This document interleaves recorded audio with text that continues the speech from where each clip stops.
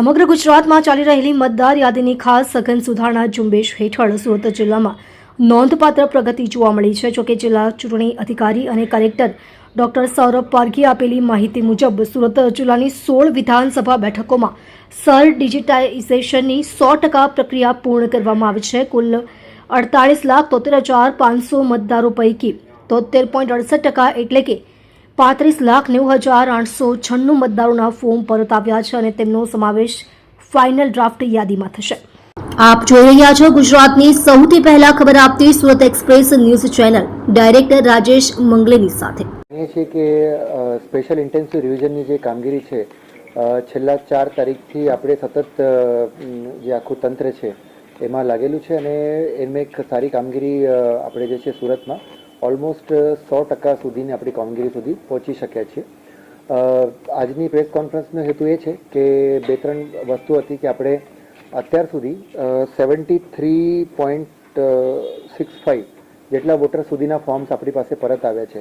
એનો મતલબ એ છે કે એની સિવાયના ઓલમોસ્ટ 25.9% જેટલા ફોર્મ છે એ અનકલેક્ટેબલ રહ્યા છે, એટલે એ પાછા નથી આવી શક્યા. કમિશનની સૂચનાથી અમે ગઈકાલે બધા BLO શ્રી મારફત એવા જેટલા પણ અબસેન્ટ, ડેડ, શિફ્ટેડ વોટર્સ હતા એમની યાદી છે પોલિટિકલ પાર્ટીઝના જે બૂથ લેવલ એજન્ટ છે એમને સોંપી છે અને એ સેમ યાદી છે આપણે કલેક્ટર ઓફિસની જે વેબસાઇટ છે એમાં પણ મૂકી છે. એટલે બધી જાહેર જનતાએ જોઈ શકશે કે જેટલા જે ફોર્મ્સ છે ઓલમોસ્ટ અરાઉન્ડ 12,68,000 જેટલા ફોર્મ્સ છે એ ફોર્મ્સ જે કયા લોકોના ફોર્મ્સ પાછા નથી આવી શક્યા એની બધી જ એ ટોટલ યાદી છે નામ સાથે આપણે પાર્ટ વાઇઝ એમાં મૂકી છે આપણા વેબસાઇટ ઉપર. તો બધા જ જોઈ શકશે અને એમાંથી કોઈ પણ લોકોને એવું લાગે કે ભૂલથી એમાં ASDમાં એમનું નામ જતું રહ્યું છે તો અત્યારે પણ આપણી પાસે ટાઈમ છે. નેક્સ્ટ 3 દિવસમાં એટલે 9, 10 અને 11 એ સંપર્ક કરીને પોતાના BLOનો સંપર્ક કરીને એ ફોર્મ હજી પણ ભરી શકશે અને એમનું નામ ડ્રાફ્ટ યાદીમાંથી પછી ઓછું ના થાય. જો 3 દિવસમાં આમાંથી ફોર્મ પાછા નહીં આવે તો એ બધા જ નામો જે છે ડ્રાફ્ટ યાદીમાંથી નીકળી જશે.